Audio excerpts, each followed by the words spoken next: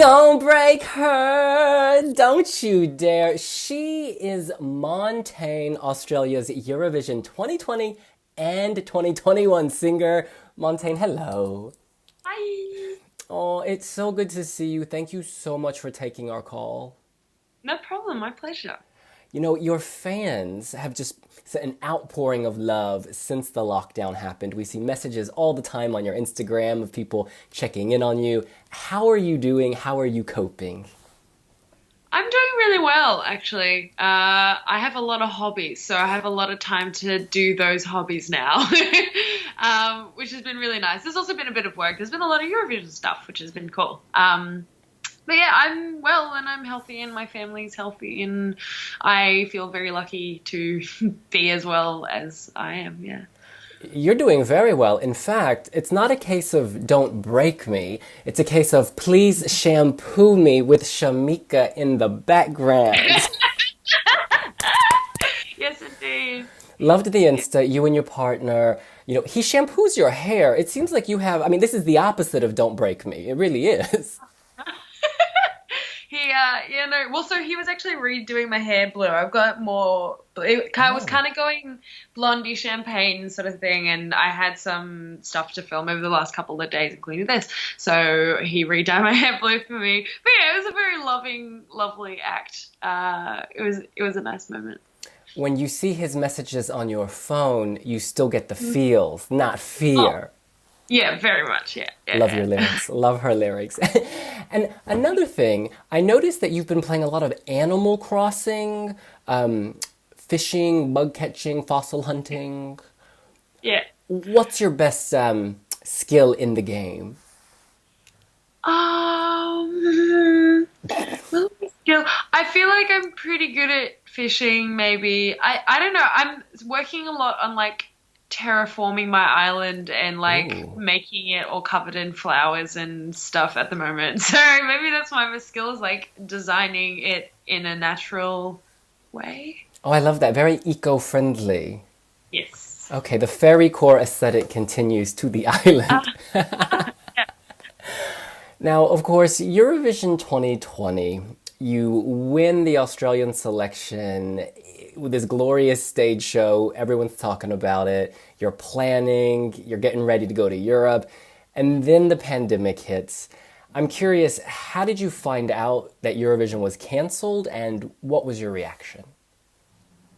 I found out I at the time was in the habit of like waking up quite late. So I sort of woke up at 9:30 a.m. here time to a bunch of buzzes from my vibrating phone and I looked at the messages and most of them just said I'm sorry. Oh, And I was like, okay, I think I know what's happened here. And then like I sort of got on Twitter and it was like Eurovision cancelled or postponed or whatever. And I was like, oh, that sucks. And had a little cry in my bed and like just messaged friends and stuff like that. And then after a little bit of wallowing, I was like, well, guess I just gotta move on. So kind of just got out of bed and did the rest of my day and sort of fielded all the sort of messages and stuff that I was getting.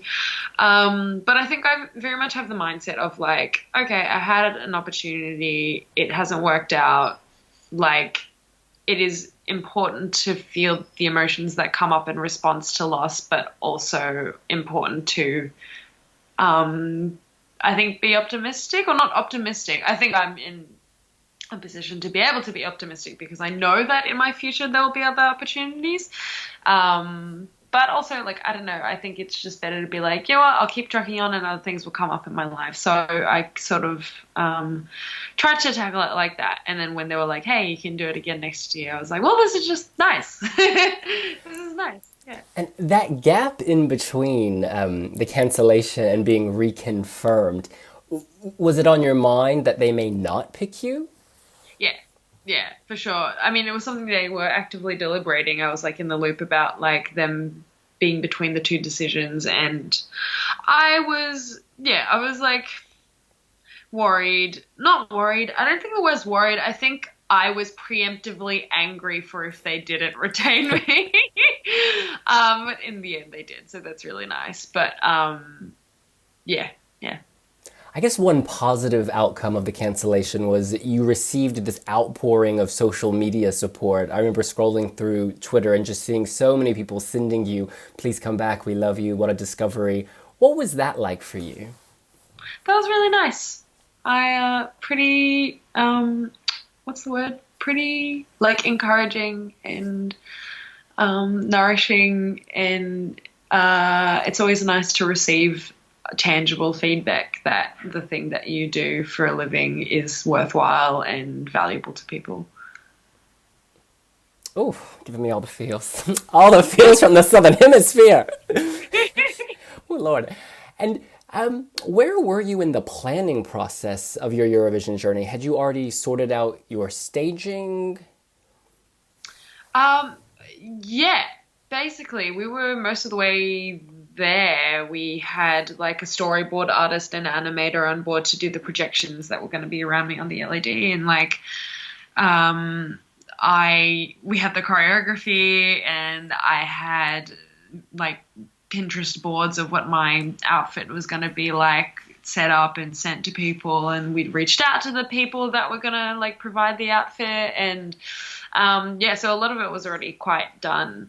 It just needed a little sprucing up. But in the end, so like just today I recorded the performance as approximate to what it would have been in Rotterdam in the SBS studio. So like we've got to realize like at least something of the performance, which is really nice. But yeah, we'd like finished it basically. How active are you in sort of the creative vision, for instance, your outfits? Are you there saying, this color, this fabric, don't like that?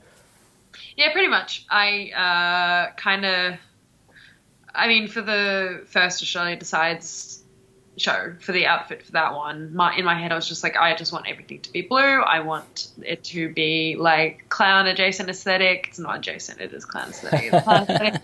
And like have the thing around my neck be quite big. I was sort of like in direct contact with the designer, and she sort of brought forth the costume, sent it through, and like I wanted to be barefoot. And this next one as well, I was like, well, we're going to retain some of those elements, but I want everything to be white, and I want to wear this top by this person who makes this thing. Their name is Oats, the label. They're like a mother-daughter duo that come from Melbourne. It's very cute. And yeah, and I was like, I want my hair to be different. I don't know. I think about it, and I definitely direct it and drive it. And for this big night in that Australia's having, the SBS special on May 16th, primetime Australia, will you be, I don't know, wearing a more subtle frill? Is it a more high fashion frill? So, I mean, we tried to commission another local artist to do like a bespoke ruff, and for wrists and ankles as well. But we got in all our notes too late. I've also been really bad with emails. We got in all our notes too late, so we couldn't get her to make it in time. So for this one on the 16th, I have just used the ruff that I wore on tour a lot last year, and shiny and had pearls embedded in it, and like was quite close to the neck, and that's the one I've ended up wearing. So if you go back through my social media, like through Instagram or whatever, and find photos from that tour, like that's the one I was wearing and have worn for the 16th. And some of the other Eurovision 2020 artists have mentioned the use of 3D effects was a big option this year with the stage and production. Will you have any 3D effects going on? Yes. We've got a lot of augmented reality happening. The bad thing, not the bad thing, like one minor drawback of being in the SBS studio as opposed to like the big fancy Rotterdam arena is that we don't have like LED on the floor. It's just like a plain black floor or whatever, and we were hoping to be able to like project some animation through the floor as well to like simulate like sort of an explosion and a bursting of light and whatever. We didn't get to do that, but we've been able to implant like AR into a bunch of the sort of movements and the space and stuff like that, which is really cool. And today when you filmed that, was it, your journey's not over because you're going to Eurovision next year, but did it have a special feeling today? Um, yeah, it was mostly tiredness. It's been like, um, I think the anxiety of like coming up with the performance and not knowing if I'm gonna do it well, like drains me quite a bit. But as I was doing it, I was like, oh, I can actually do this. And I'm like doing an okay job of this. And I think this is going to look good. So I think like after I'd finished, I mostly just felt relieved. And like, I don't know. I think I'm really grateful for the fact that I could present the song to people and submit it, but also like I've heard it so many times now and I've performed it so many times and I'm just like so ready to put it like in the filing cabinet and just like not look at it for a while, you know? But yeah, I'm really happy with the performance though. Like I feel proud of it and proud of everyone that helped to create the vision. Want to hear a secret? Yeah. So I showered to your song. I don't know why. I really don't know why, but it was the earliest one chosen, or one of the earliest ones chosen, I believe. And so I was like, "Ooh, I'm gonna start my playlist," and then I just stopped adding to it though. And so literally every day I'm like, "Don't break me." That's It's good. it wakes me up, girl. And my favorite lyric is, "I'm not. You thought I was elastic. I'm not, but maybe I made of glass." And in your stage show in Australia, the Decides show, you were literally moving like elastic. And I know you were a footballer, so I'm curious, does this movement, this dance come easy to you? It comes easy in this. Yeah, it's natural. I don't know. It just feels like a physical extension of my energy, right? Like I just whatever I'm feeling, I allow to move through my body. I don't really consciously think about what I'm doing. I just like do it. And yeah, I think that like I'm not a polished dancer. I'm not technically proficient. I'm not like, I don't do pretty dancing, but that's kind of the point is like I it's not so much dancing as I guess movement. Like it is dancing in the sense that dancing is like movement to music and like, not just music, but anyway, I'm going down a rabbit hole here. Uh yeah, I just enjoy moving. I enjoy moving like frenetically and in whatever way feels right in the moment. I feel like what I do is based in presence and like attention to the song and to the sound and to the moment. And yeah, I mean, maybe it comes from football a little bit too. Like I've always just been good at being embodied and good at being in my body and moving in it. And many of us learned about Montaigne through Australia Decides, so the blue hair is sort of our reference point. Does the blue hair predate the show, or was that a new addition to your aesthetic? It was a new addition. I was like, I just want everything to be blue. So I bleached my hair and dyed it blue and wanted all the background to be blue and everything was blue. Hey, it works. The blue makes us happy, honey. And Australia's Big Night In. This is obviously the official replacement show down under, and it's all about you basically. You're the star of this show. What is this like for you in your career? You've obviously done many things, achieved many things, but this is like a primetime show essentially dedicated to you.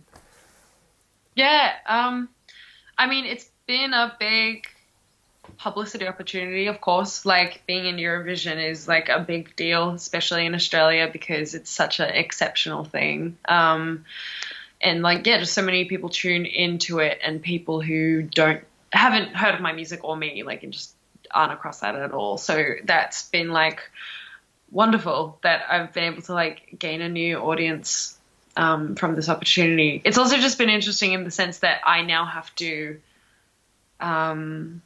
perform in a way that I haven't before, like not just on stage, but myself. Like I think I am doing interviews and speaking and singing in spaces that I haven't before. And it's been an interesting process of like learning what those spaces want and what I want and like whether I can bridge those two sort of often disparate wants. Just because I also have like the instinct to retreat a little bit when it comes to publicity. Like I'm a introvert and I don't think I'm shy. I'm not particularly socially anxious, but I definitely like have my moments where I just sort of like am inside here, and just like inside myself. And having that much publicity is like trying to get a hermit crab out of its shell. You know what I mean? Like it's interesting, but valuable. I think it's like given me a lot of insight into myself and what I need and want. And looking to 2021, do you think you're going to go the route of choosing your song behind closed doors, or could you maybe have an Australia Decides on a Song from Montaigne TV show? I don't know if that's my decision. I reckon if SBS were like, hey, why don't you make a bunch of songs and then we'll present them all in a show, I'd be up for it. But I don't know yet. I also haven't started. I've started trying to write, but because everything has to be remote at the moment, it's just a bit weird and hard. When it comes to writing with other people, and I always write my best like pop aesthetic songs with other people. The ones I write by myself end up too folksy and left of center. Like, that's what I like, but there's definitely like I think a requisite for Eurovision to like fit within the sort of like uplifting, amped up sort of like song vibe. Not always, like songs can also be sad and angsty and desperate in the way that Don't Break Me was, or that like Répondez-moi by Guns Tears was, or whatever. But like there's still this sense of bigness and like a sort of pop sheen to the production and stuff like that that I don't conjure in my own personal time. And it must be curious because last year, you were writing the song, I believe with DNA you collaborated with, Yes. and you knew it was for the Australian show. But this year, you'll be writing a song that is destined for Eurovision. Does that change your vantage point in any way? Does it impact how you approach it? It does very much. I feel like there is room for me to actually take things slightly more to the left since I'm already confirmed for it. Like for Australia Decides, I was like, I need to write a song that like is just accessible to a large number of people so that they vote me in to do this thing. And Eurovision, I still want that because the whole idea of the contest is togetherness and to bring people together through art and music and dance and entertainment. I also like want to infuse more of myself into my performance and my art because that is what is going to make me truly excited and passionate about it, and what I think will therefore be infectious for other people and get them on board and stuff. So I will be going in with that mindset into like writing a song and presenting a performance. I have no idea what it is gonna be like. I'm like the kind of person who I don't plan songs. Like I turn up on the day and I'm like, cool, let's write a song, and then we start. And then if at the end of the day we have a cool song, I'm like, sick, that's a great song, can't believe we did it again, nice one. And then like start from there. Yeah. Is there an example of a song that came to you in a session like that you were really proud of?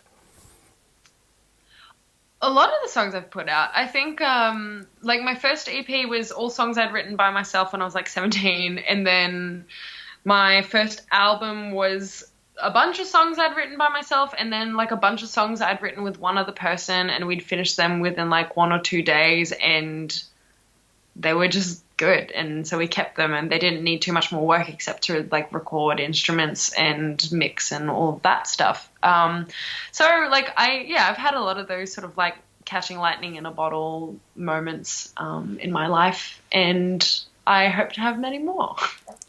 I'm sitting here staring at your hair, which is in bloom, this fairy core aesthetic. It's very clear I follow you on Instagram because Yeah. you Using mentioned... words I've used. Yeah, I had no idea what fairy core was, but now I get that it's about nature, soft pastels, butterflies, magic. Have you always been, I don't want to say into this unicorn aesthetic, into this natural Mother Earth vibe?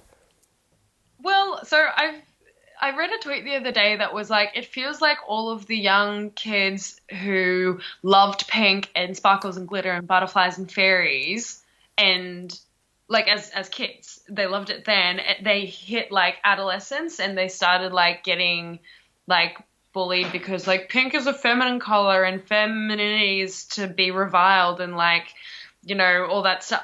Just that idea of like the feminine not being in any way like desirable, like it being, or not desirable, it's like at once desirable and also like weak and repellent, right? But like I think as a kid I definitely internalized this notion of like, you know, you want to be, I don't know, it's very confusing to especially be a woman, but I loved like fairies and butterflies and pink and all that stuff when I was a kid. And then I got to the stage where I was like, no, I liked sports and blue and like stuff that veers more to the masculine side. And I still love that shit, but I no longer, I think, am in denial about the fact that I also love typically very girly, like feminine things too. And yeah, it's like making a big comeback for me. I think it is for a lot of people too. I'm seeing like a lot of artists also like lean into the sort of like Studio Ghibli-esque, like beautiful natural animation thing with like lots of glitter, hopefully bio glitter because it's better for the environment, and like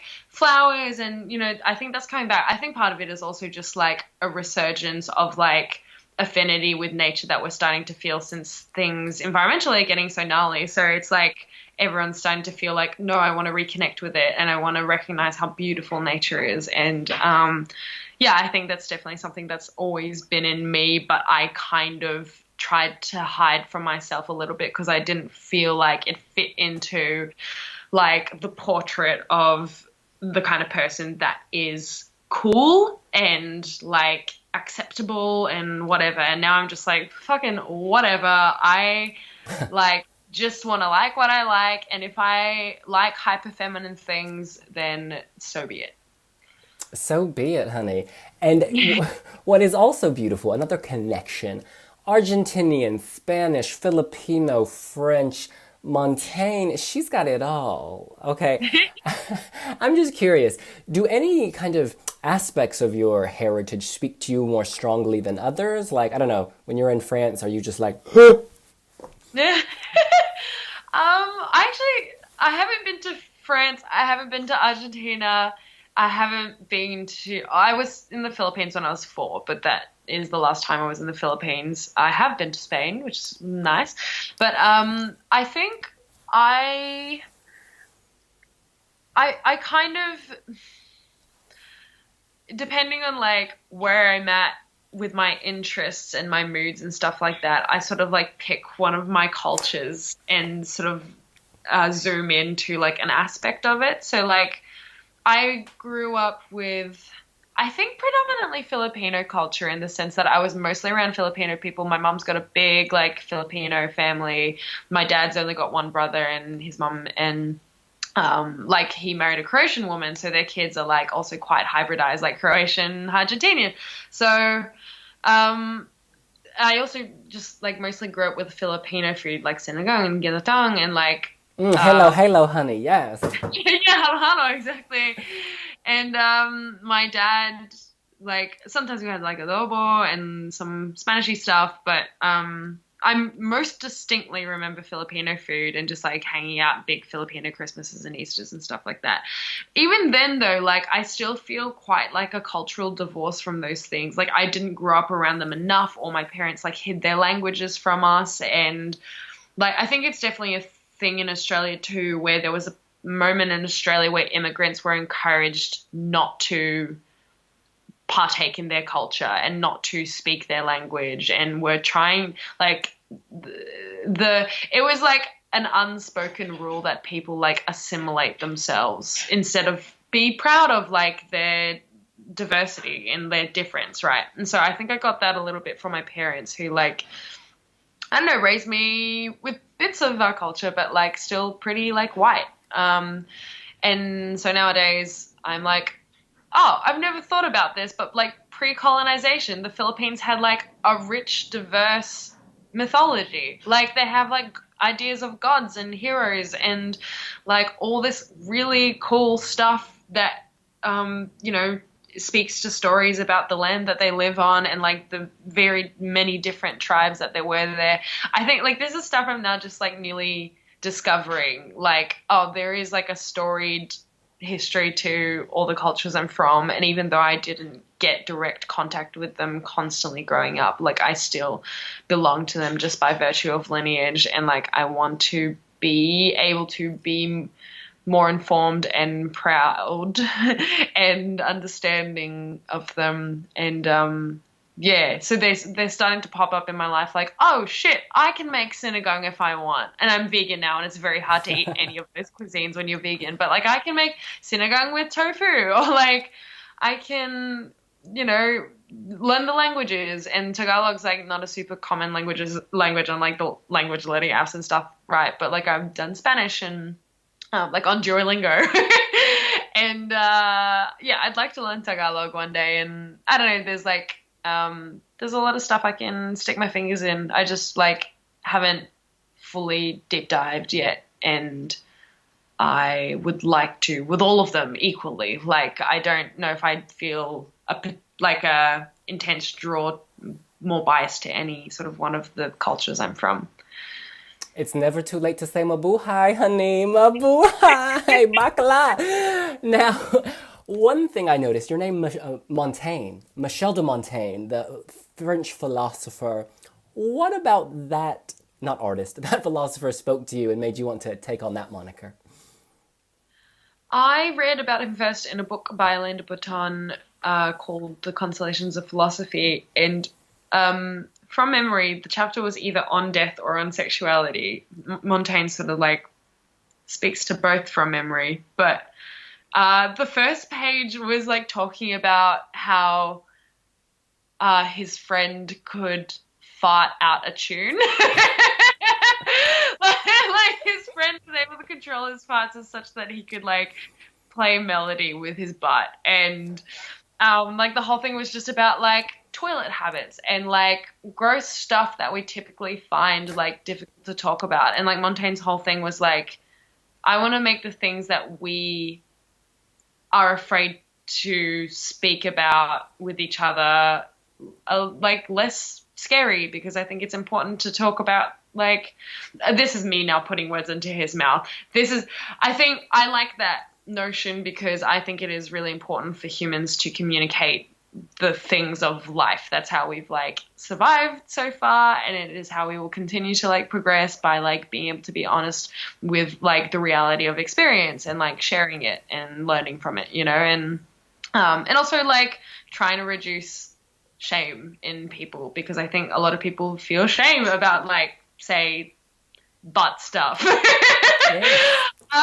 I think that is a thing, and I think there's just like a lot of shame flying around, and I think talking about things without judgment and freely is like a really powerful way to combat that. Not necessarily oversharing, like you want to be able to build trust with someone so that you're able to be vulnerable with them in that sense, and like create the culture like from the personal to the macro societal. But I don't know, I think that especially starts in art, you know, like artists being able to share like in a way that is palatable and almost like sometimes enjoyable and cathartic, the things that they're going through and the things that they have observed and examined in the world that could be meaningful or impactful, you know. And I think that really resonated. And I also, I just liked that he was a bit of a goof, and he just wrote stream of consciousness, which is like a lot of the way I do my own writing and live my own life. I ramble a lot.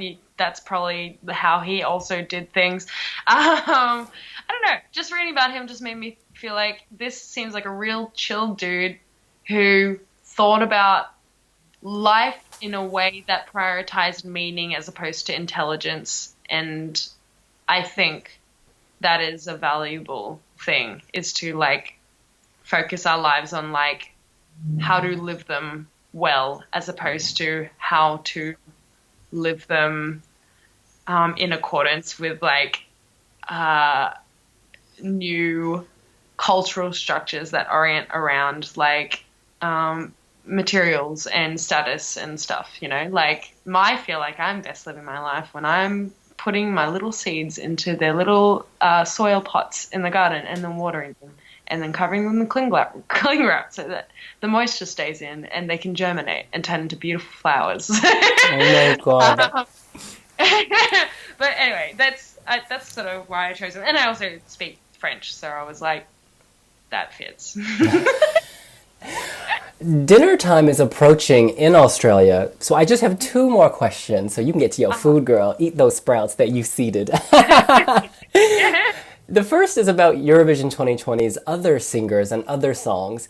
You have a very unique perspective. You know, when I listen to your music, it sounds very different to the other artists. I'm curious, from your vantage point, what were some of the songs you really respected or that you were looking forward to hearing live? I actually, because I have like two standards that I always say and have said in every interview, but I've only said them because I didn't realize, like you, that like not all of the Eurovision songs had come out yet, so I hadn't listened to the rest of them. But I did the other day, and I remember being quite taken with a song here. I really love the Mamas song, Move. That's really cool, and they're really cool. And I also quite liked, I think it was Alcohol You by, Oh, the Romanian singer. I think I remember enjoying that. But yeah, I think that was cool. And like the other two that I always say is Réponds-moi by Guns Tears and Think About Things by Daddy Frere. But I love those. I think like Jan's Tears has an amazing voice and the song's really powerful, and I just love the goofiness of the Daddy Frere one and how sweet it is as well because it's about his daughter, and I think that's just adorable. Yeah, they're my faves. Very diverse taste. I love it. You can consume everything. Yeah. And finally, I know you're sick of hearing and singing your song, but we would love to hear just a tease of your song. Yeah, of course. Do you have a bit you want to hear in particular? Ooh, let's go to the chorus. Let's get the money shot. Okay, cool. I'll go in from the pre-chorus. Right. Oh, that's too high. Oh, I can't take it anymore. Don't bring me, don't bring me down, down, down, down. Don't bring me. I hear me now, now, now, now. You thought I was elastic, but maybe I'm just made of glass. Don't bring me, don't bring me down.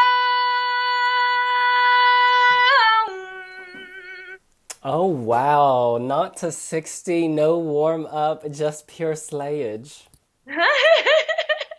Thanks. Montaigne, thank you so, so much. It was so nice to speak with you. We're glad you're keeping healthy, you're staying safe, and we're really looking forward to Australia's big night in, starring you on May 16th. Yeah, I'm gonna be sick. I'm really excited. Girl, we gotta take a selfie though before we go.